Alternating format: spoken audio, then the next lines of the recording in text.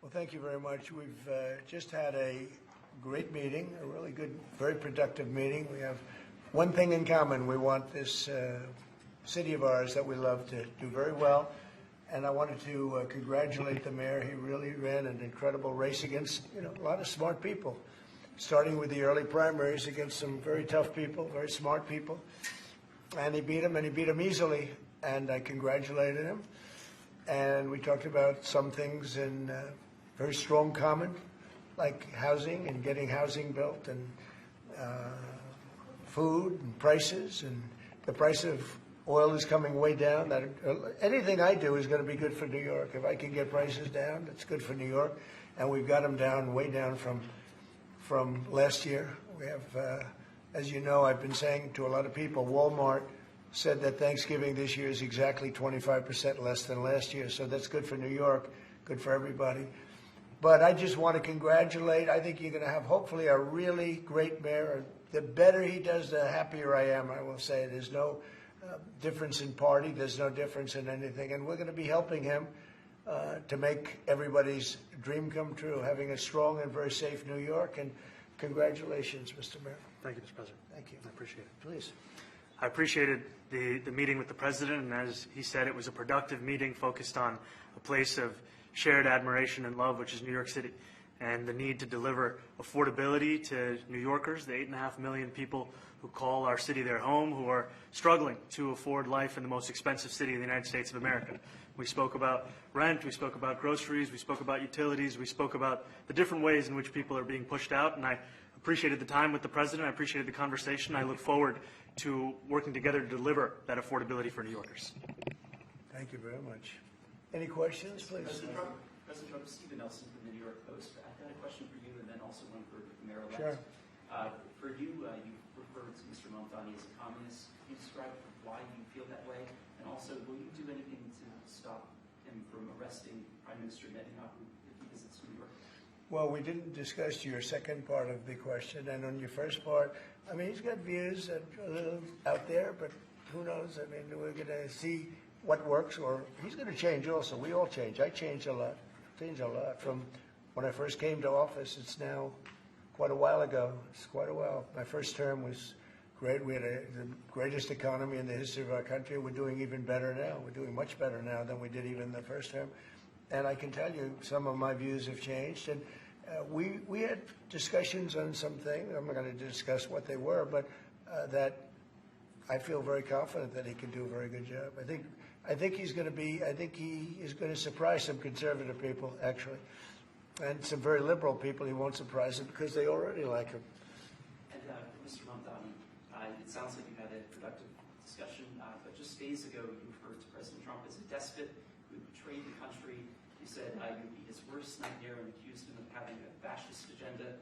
Are you planning to retract any of these remarks in order to improve your relationship? I think both President Trump and I, we are very clear about our positions and our views, and what I really appreciate about the president is that the meeting that we had focused not on places of disagreement, which there are many, and also focused on the shared purpose that we have in serving New Yorkers. And frankly, that is something that could transform the lives of the 8.5 million people who are currently struggling under a cost of living crisis, with 1 in 4 living in poverty. And the meeting came back again and again to what it could look like to lift those New Yorkers out of struggle and start to deliver them a city that they could do more than just struggle to afford it, but actually start to live in it. And I've been called much worse than a despot, so it's not that insulting. Maybe I think he'll change his mind after we get to working together. Yes, please. Mr. President, Mamdani from MTV Lebanon. Good. I would like to ask you a question about the Middle East regarding you said that Hezbollah in Lebanon is not in a good position, and Lebanon now is the final unresolved after Gaza and Syria.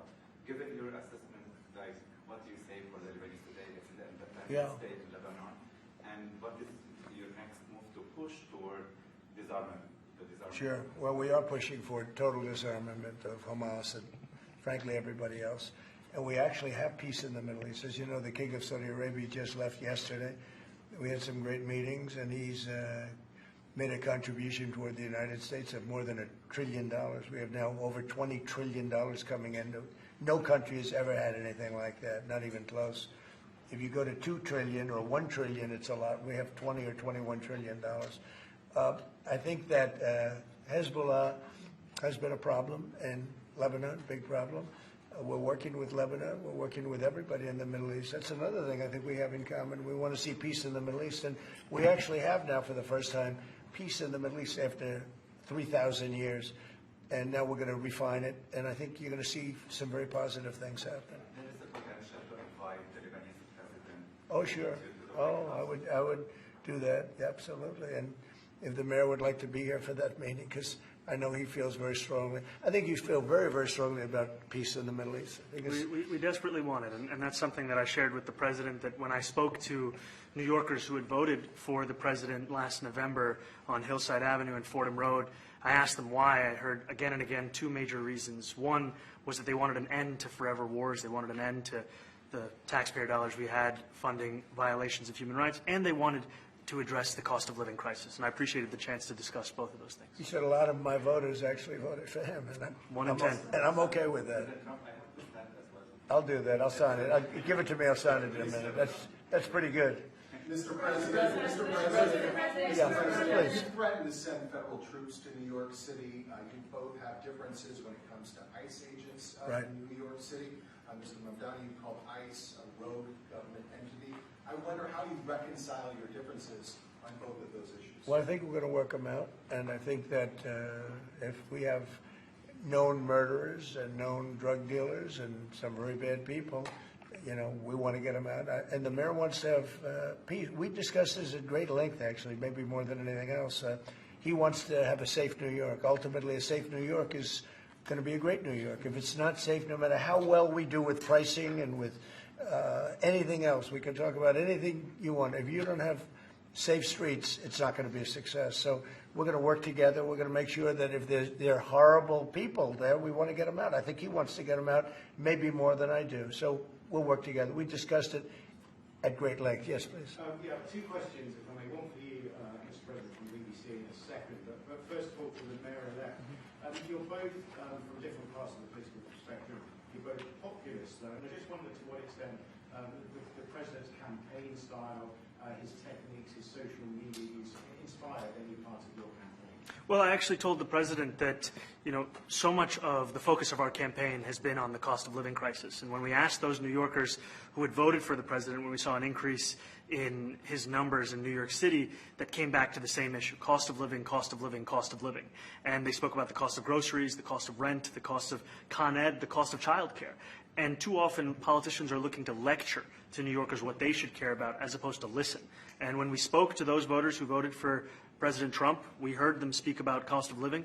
We focused on that same cost of living, and that's where I am really looking forward to delivering for New Yorkers in partnership with the president on the affordability agenda. And I think we have to work a little bit. We talked about Con Edison. We have to work a little bit on getting the prices because, we've gotten fuel prices way down, but it hasn't shown up in Con Edison. And we're going to have to talk to them. If we're sending them fuel at a much lower price than it was a year ago, which is true, we have to get Con Edison to start lowering the rates. Absolutely. And if I may, last week you told me you were pushing ahead with your plans to sue BBC for up to $5 billion.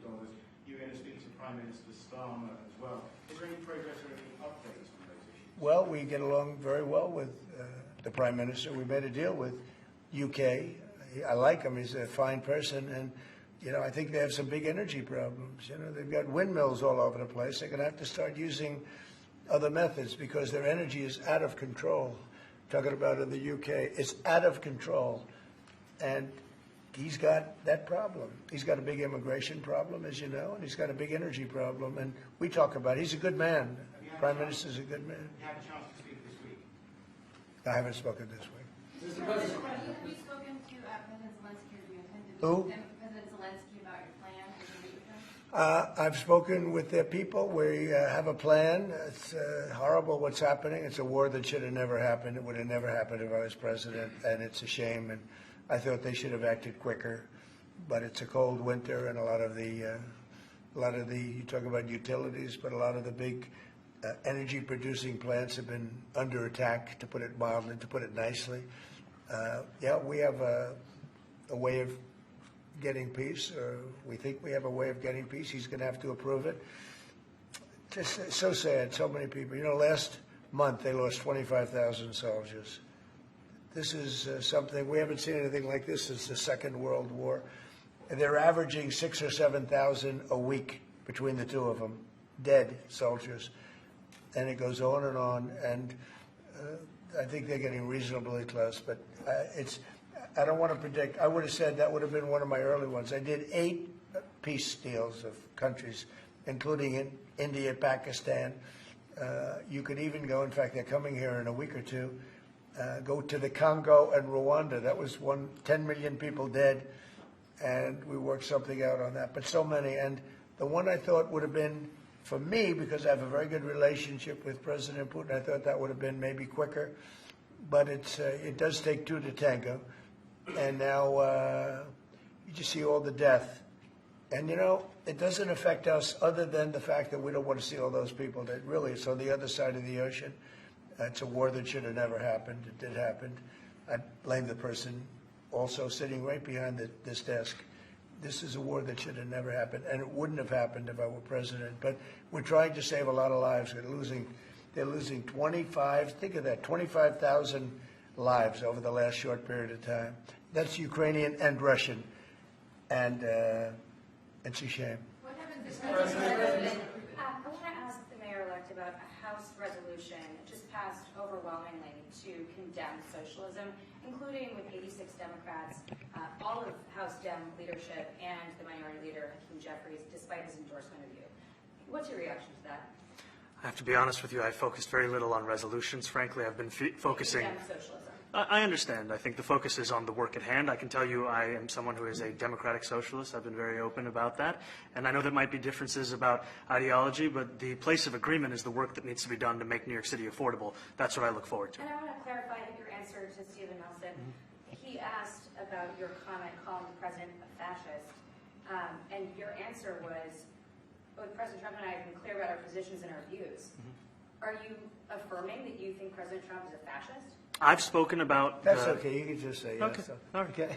Yeah. It's easier. It's Yes. easier than explaining it. I don't mind. And Mr. President, I wanted to ask you also about this Ukraine plan. Yeah. President Zelensky said today that his country would risk either giving up a partner or giving up its dignity. There's been criticism that this deal... You mean he doesn't like it? It's unclear. He was sort of Well, tenuous. he'll have to like it. And if he doesn't like it, then, you know, they should just keep fighting, I guess, you know. The suggestion that you made, though, was that if he doesn't accept it, that the U.S. would pull back its support for Ukraine. Is that Well, at some accurate? point, he's going to have to accept something. You know, he hasn't accepted. You remember right in the Oval Office not so long ago, I said, you don't have the cards. Don't forget, I inherited this war. I would have never, this war never would have happened. I inherited this war. And I thought he should have made a deal a year ago, 2 years ago. The ultimate deal would have been if it never started. That would have been the good deal. That could have been done, too, if you had the right president, but you didn't have the right president. Mr. President, cost of living is something that you and Mr. Mamdani seem to agree on. Right. Democrats have run New York City for a long time, Mr. Mamdani. Do you see Democrat policy specifically as being a problem? And I'd like that to be a question that both of you could answer in New York City. Look, I think that there are many things in our city where we have to own the responsibility of it, things that existed long before the president was the president. And those are also part of the message of our campaign, was to take on a broken politics of the past. And I ran against a number of candidates who represented different versions of that past. And what we found time and again is that working people were left behind in the politics of our city. And what we're looking to do is put those people right back at the heart of our politics so that we don't have a situation where we're in the wealthiest city in the history of the world, and yet 1 in 5 can't even afford $2.90 for a Metro card. Mr. Mamdani. You know, we had some interesting conversation, and some of his ideas really are the same ideas that I have. But a big thing on cost, you know, the new word is affordability. Another word is just groceries. You know, it's sort of an old-fashioned word, but it's very accurate. And they're coming down high. They were, you know, we had, both of us, we had the highest inflation in the history of our country the last 4 years under the Biden administration. And we've got inflation down now to a normal number. It's going to go even a little bit lower than that. Katie, do you have something in the back? Mr. President, thank you so much.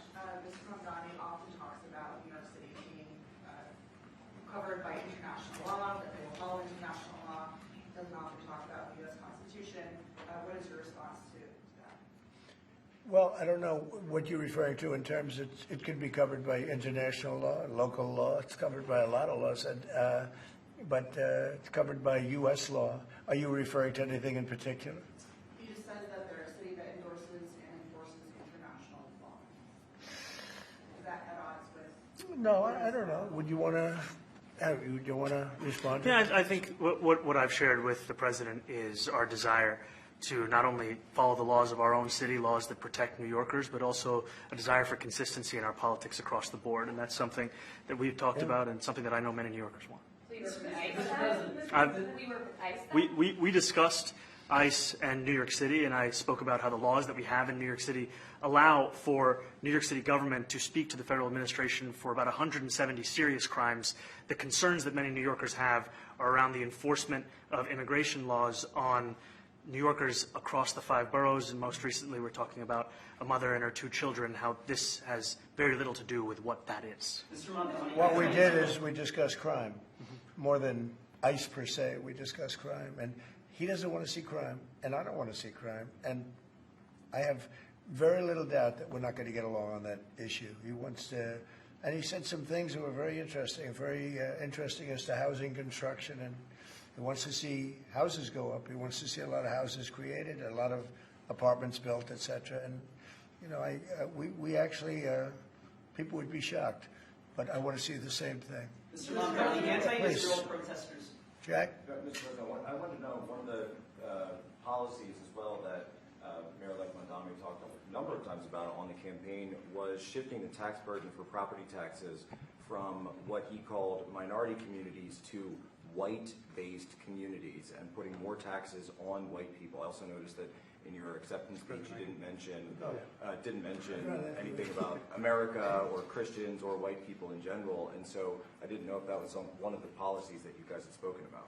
We focused on affordability. We focused on the cost of living crisis. What I will say is that I am very much interested in property tax reform because what we see right now in New York City is a system that is so inequitable that it can't even stand up in court. And the president and I spoke about the importance of not only building more housing, but also making sure that regulation of housing is something that is manageable to actually get through and not the cause of yet another weight that we see in our But to city. be clear, you're continuing this idea of race-based property taxes. No, to be very clear, That's what you said. no, the use of the term was a description of neighborhoods, not a description of intent. So you intend to tax the whiter neighborhoods more? No, we intend to create a fair property tax system because we want a New York City that is not only fair and equitable, but also one that every New Yorker can afford. Mr. Mamdani, anti-Israel protesters just targeted city hall. Please, go ahead. Mr. Mamdani, anti-Israel protesters just targeted a synagogue in New York. Are you concerned about Jewish New Yorkers feeling welcome and safe in the city? And President Trump, you threatened to cut off federal funding to New York City. What policies would prompt you to do that? Would that be city-run grocery stores? Would it be something else? Well, I think if we didn't get along, whether it's cut off or just make it a little bit difficult or not give as much, we want to see, I use the term, we don't want good money going after bad. And we don't want that to happen. I don't think that's going to happen. I did say that, you know, subject to what policies are being said. We had a meeting today that actually surprised me. He wants to see no crime. He wants to see housing being built. He wants to see rents coming down, all things that I agree with. Now, we may disagree how we get there. The rent coming down, I think one of the things I really gleaned very much today, he'd like to see him come down, ideally, by building a lot of additional housing. Yeah. That's the ultimate way. He agrees with that, and so do I. But if I read the newspapers and the stories, I don't hear that. But I heard him say it today, and I think that's a very positive step. No, I don't expect. I expect to be helping him, not hurting him. A big help, because I want New York City to be great. Look, I love New York City. It's where I come from. I spent a lot of years there. Now I'm right here. We took a big setback with the mayor that we had, named de Blasio. I thought it was a tremendous setback for the city. I think this mayor can do some things that are going to be really great. Mr. President, Mr. President, Okay, how about you? Go ahead, Thank you, Mr. please. President. You're a billionaire. You have a different address nowadays than you used to, but you used to call New York City home. Would you feel comfortable living in New York City under a Mamdani administration? Yeah, I would. I really would. Especially after the meeting. Absolutely. What makes you comfortable? We agree on a lot more than I would have thought. I think I want him to do a great job, and we'll help him do a great job. You know, he may have different views, but in many ways, you know, we were discussing when Bernie Sanders was out of the race, I picked up a lot of his votes, and people had no idea because he was strong on not getting ripped off in trade and lots of the things that I've practiced and been very successful on. Tariffs, a lot of things. Bernie Sanders and I agreed on much more than people thought. And when he was put out of the race, I think quite unfairly, if you want to know the truth, many of the Bernie Sanders voters voted for me. And I felt very comfortable, frankly, in seeing that and saying that. And, you know, it just turned out to be a statistical truth. But, no, I feel very comfortable. I would feel very, very comfortable being in New York, and I think much more so after the meeting. Yes, please. Thank you, Mr. President. I have a question for you, but a very quick one for Please. the mayor. Why did you fly here? Aren't trains greener? I will use every form of transit, and I want to make sure that they're all affordable in New York City, and that's why making buses fast and free is a centerpiece of our campaign. Did you? There is a bus that goes. Well, but I know, but if he flew, that's a lot quicker too. You know, I mean, he's working very hard. For him to be, that's a very long drive. I'll stick up for you. You know, the plane takes you 30 minutes and driving takes you a And long Mr. time. President, I was wondering if you could clear up some confusion around a Washington Post report. There was this explosive report that the Coast Guard is no longer going to characterize swastikas and nooses as hate symbols. DHS called that a lie and fake news. Can you clear up? I don't know anything about it. When was this written? I think yesterday. Well, look, the Coast Guard's an incredible group of people. I know them very well. We just ordered a lot of new Coast Guard cutters, beautiful, the most magnificent ship. They look like yachts with lots of guns on them. So I don't know. I haven't seen any report like that, but certainly we want them to remain a great force, and they are. Mr. President, and you did a piece in all the 9 months Yes. around the world. I would like to ask Mr. Mamdani, you've accused the U.S. government of committing genocide in Gaza while President Trump was working on peace. Why that?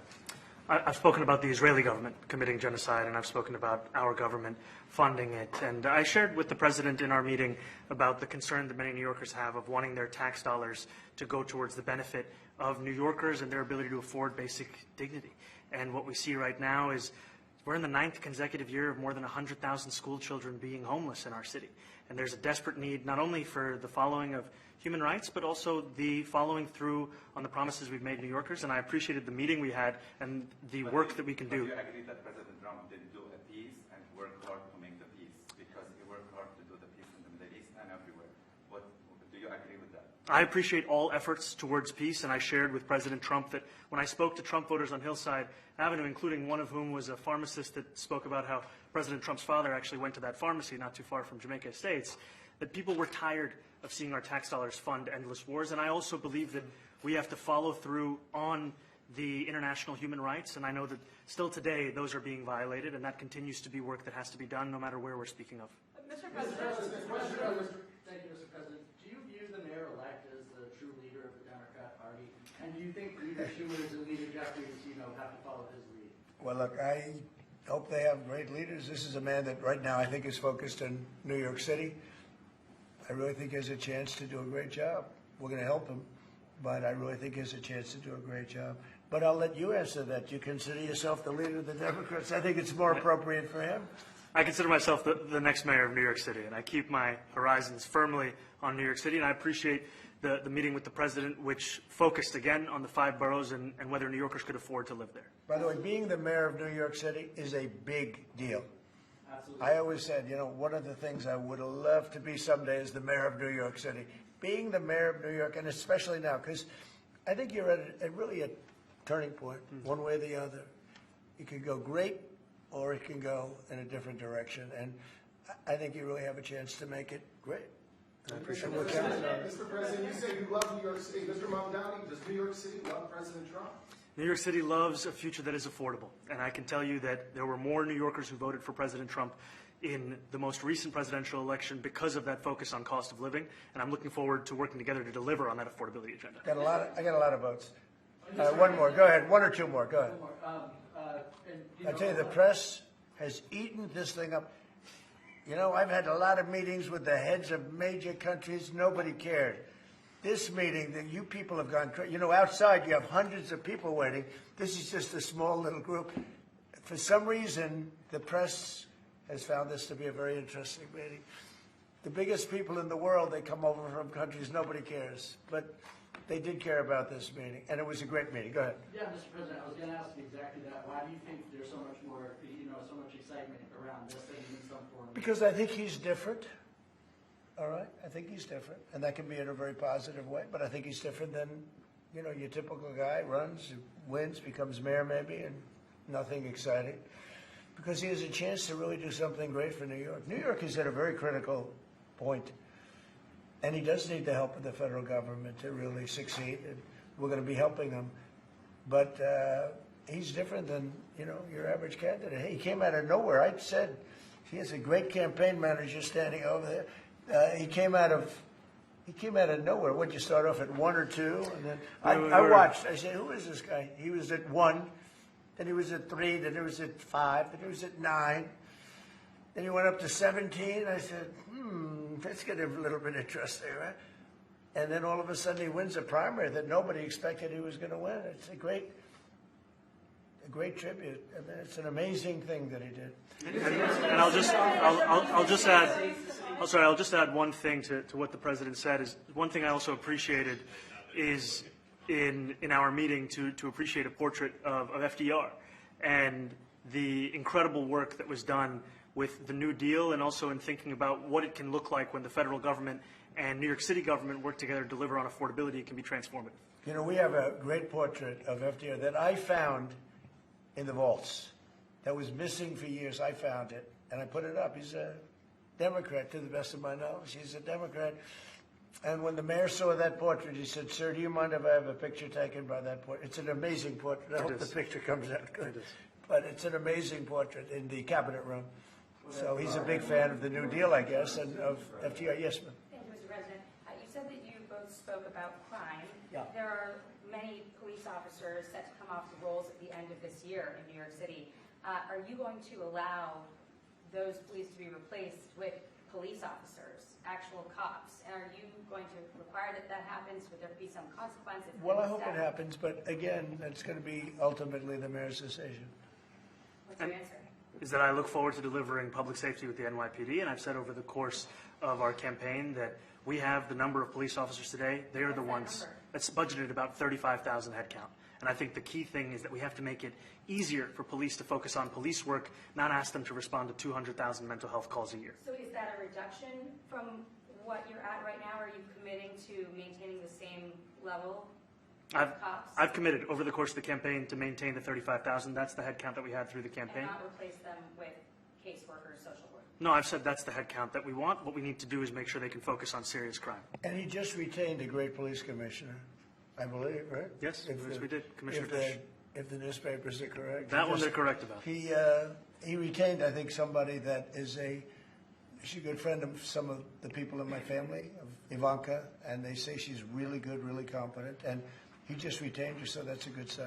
Are there still topics that you see that you're disagreeing on in the future, and do you think you'll have more meetings like this? There will be topics that we disagree on. I think we'll probably come to a conclusion, and ultimately, he'll convince me, or I'll convince him. It's for the good of New York. Ultimately, it's for the good of New York. I don't care about affiliations or parties or anything else. I want to see if this city could be unbelievable, if he could be a spectacular success, I'd be very happy. Do you think you guys will meet more in the future, too? Excuse? Do you think you'll meet again in the future, throughout the administration? I think we will. Yeah. I think we will. I hope we do. I enjoyed the meeting. We had a great meeting. Please. Mr. President, Republican Elise Stefanik has campaigned multiple times by calling Zohran Mamdani a jihadist. Do you think you're standing next to a jihadist right now in the Oval Office? No, I don't, but she's out there campaigning, and, you say things sometimes in a campaign. Isn't that sort of She's a very capable person, but you you really have to ask her about that, but I don't particularly. I think I met with I met with a man who's a very rational person. I met with a man who really wants to see New York be great again. And I can say again, because New York was great. You know, when I came down to Washington initially, the city was so hot. It was doing great. We were having some telltale signs of problems. We had a mayor that was not doing a great job, but still, it was moving along. And it went bad. It really went, you know, pretty bad. And I think it's been at lower points, but it went pretty bad. I think he can bring it back. Now the question is, will he bring it back all the way? Will he bring it back greater than ever before, which is, I guarantee, that's his wish. I think he wants to make it greater than ever before. And if he can, we'll be out there cheering. I'll be cheering for him. Okay? Thank you very much, everybody. You chose not to answer the question about the city hall for testing. Thank you very much. Oh, no, I care very deeply about Jewish safety, and I look forward to rooting out anti-Semitism across the 5 boroughs and protecting Jewish New Yorkers and every New Yorker who calls the City Hall. Very well.